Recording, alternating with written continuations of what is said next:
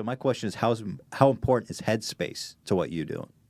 What do you mean headspace? Like mental, where are you mentally? Like, I found like, how your mood affects, like, do you focus on your mental health? Like, you've conquered the physical world in a sense, right? I would have started saying it at least. But do you find the conquering the internal world of your own mind is something that you ever think about? Like, is it part of your daily routine? Only at all? recently. Inside my head is a very horrible, toxic place. I think, like a lot of people that, once again, it's not like a pity story. Part of being here is being criticized by everyone for everything that you do, and so it can be a toxic place. I think a skill that I've worked on pretty well is not stopping for every barking dog, to not say everything that I feel like saying, because my words have really sharp teeth.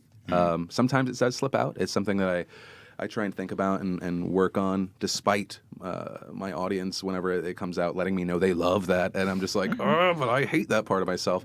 I've recently, over the past week, started trying to meditate five minutes a day, and it has oddly put me in a good place. I thought it was kind of bullshit, but just taking a moment to just like say fuck all things, like ideas are gonna go through your minds. Just to try as well as you can to not grab onto them. Like just be fine with not like letting a thought pass. Once again, in no way an expert. I'm still on my free trial at Headspace. Yeah, no, I'm curious on a personal level because, like, did you talk about your tweet? Because I wanted to ask you about that. I haven't really. Well, the one about fame. Yeah, which I think probably connects to it. Yeah. I don't know if I'm putting you on the spot now. No, not at all. It's all fair game. Yeah. I just found like it's just been so weird. Like in the past month, or man, the past year generally, I've only become aware of it in the past like month or maybe two, where my mood's just been like steadily decreasing to a more negative, cynical, cold place, and it's really been affecting my work too. I find that my comedy and the work we do is best when I have levity in my heart. As corny as that sounds, right? That's like the least comedian thing I've ever heard. I don't know why. That's good, though. That seems healthy. When I'm unhappy and I'm anxious and I'm in an awful mood, I can't create comedy. Like I truly feel like the work we create is a really reflection of how we're feeling at the time. And I think that's a big part of why we haven't been posting H3 videos so much, is because I've just been in such a negative headspace recently. And I just reflecting on how I've changed since we've come to, I don't know, whatever you want to call it, like fame, for lack of a better word, on YouTube, is just like, I just feel like it's made me a worse person. Like, I distance myself from people. You know, I'm less trustful of people. I found that I'm just really I can be a total. Looking back on past relationships, it's clear now that it wasn't at the time, that I was just an asshole. Really like standoffish and rude and expecting too much of people and not being more aware of how my actions are affecting them, you know? I think the first step is just acknowledging that. I mean, that's incredibly important. Like, we're all human. We have these horrible things. You're in a position that a smaller percentage of people than have like going through it. And I think just when you see that asshole thing, just holding on to it. I personally find the people I hate the most are full embodied representations of my worst moments, like my worst temporary moments. So I think it's fine. I mean, is there a specific thing recently in your head? Nothing. It's a lot of stuff. It's just a general personality change, I think.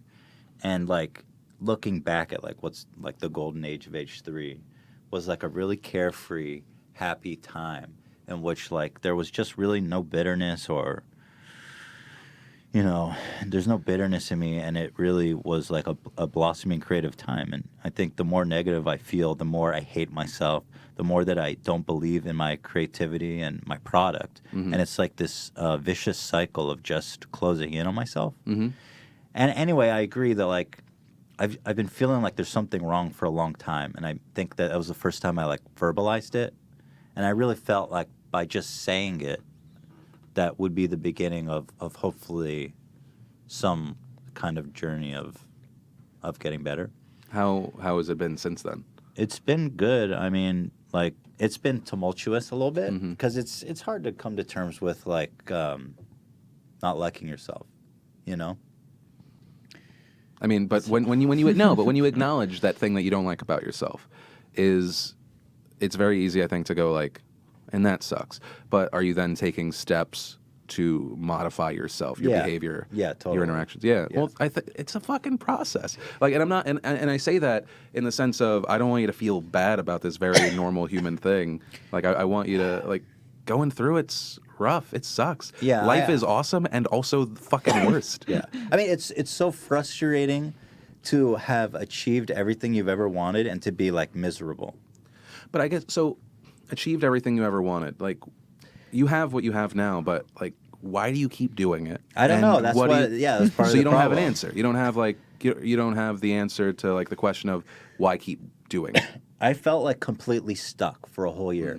Like I wasn't developing mentally, professionally. My thoughts were unoriginal. I was obsessing about the same stupid shit all the time. I felt like completely stuck. And previously, I always took pride in my self-awareness and my development and feeling like I was growing and becoming more mature. And just, I felt like so fucking stuck. So I just like the process of becoming unstuck. This is very abstract. I don't know if it makes sense. No, it does. I mean, just in life, you're meaning. Yeah. In Or life, creativity, yeah. in life, in my mind, and everything, is I mean, it's painful because I'm confronting, like I said, things that I don't like about myself. It's important though, too. Oh, that's good. I mean, so having that thought, did that come purely from you, or are you lucky enough to have someone in your inner circle that was willing to call you on some shit?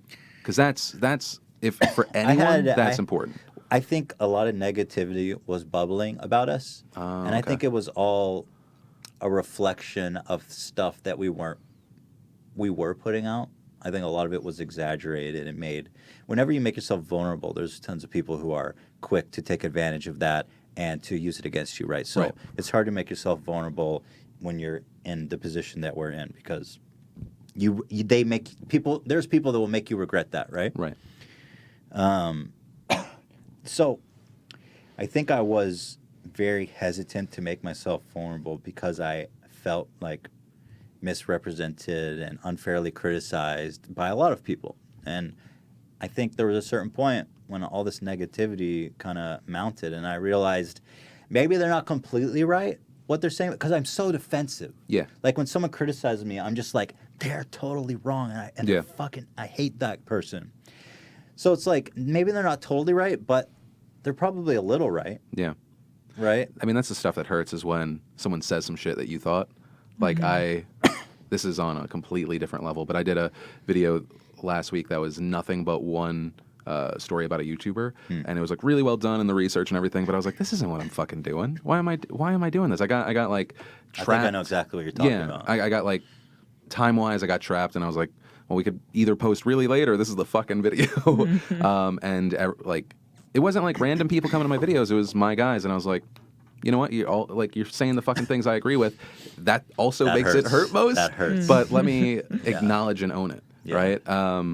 And I think, but that's also I think what makes it potentially different than any other like mainstream artist. When something happens with a mainstream artist, it's like very thought out. Okay, I apologize for this, for offending. We can have a conversation, be honest with an audience member, and hopefully that actually brings us closer. Right? Because it's like, okay, we can be critical of each other. Doesn't have to be like, I just blindly follow you. Because that's like, obviously every audience has that, but I don't want that. That's too much. Right, sure. Yeah.